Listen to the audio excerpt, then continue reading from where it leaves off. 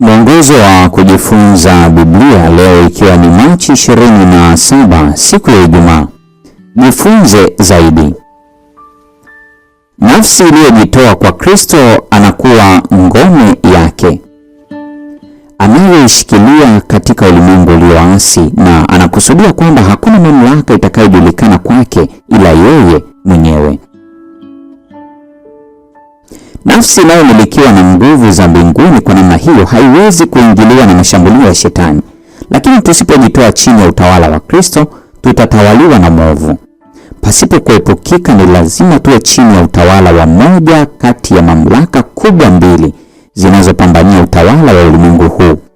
Si lazima kwamba tuchague kwa makusudi kuwa watumishi wa ufalme wa giza ndipo tuwe chini ya utawala wake. Tunapaswa tu kutojali kuunganika kabisa na utawala wa nuru.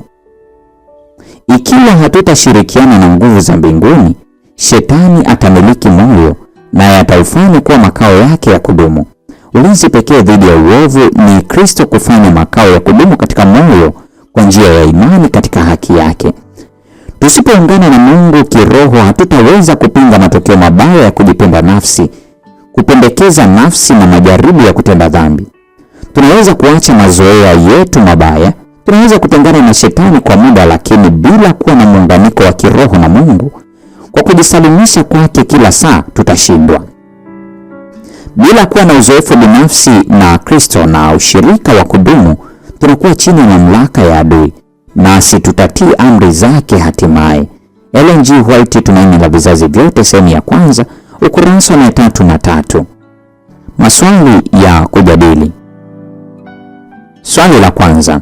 Angalia nukuu ya Ellen G. White hapo juu. Naam, kuna pande mbili tu katika pambano kuu, na tusipomchagua Kristo kwa makusudi, tuko upande wa Shetani. Luka 11:23. Ingawa wazo hilo linaweza kusumbua uwezo wetu wa hisi, Mungu halazimiki kuhakikisha kweli yake haiwaudhi. Ukweli huu unakuambia nini kuhusu jinsi kusalimisha mapenzi yako kwa Kristo kulivyo muhimu kwa kweli? Swali la pili. Soma Ufunuo 14:14 hadi 16. Mvua ya vuli ya Pentekoste iliwezesha mbegu ya Injili kuchipuka na kukua, wakati mvua ya masika inaandaa dunia kwa ajili ya mavuno ya mwisho. Ufunuo 14:12 inahusianaje na matarajio haya? Swali la tatu. Ni njia zipi mbalimbali ambazo sisi kama kanisa kwa ujumla na kama waumini binafsi tunaathiriwa na utamaduni na ulimwengu unaotuzunguka? Tunawezaje kujilinda dhidi ya mivuto mibaya ya ulimwengu ambayo daima imekuwa tatizo kwa watu wa Mungu katika kila zama? Hii ni somo la 13, robo ya kwanza, mwaka 2026. Somo linalosema kusimama katika mapenzi yote ya Mungu. Bwana akitupatia nafasi, robo ijayo tutajifunza kukua katika uhusiano na Mungu.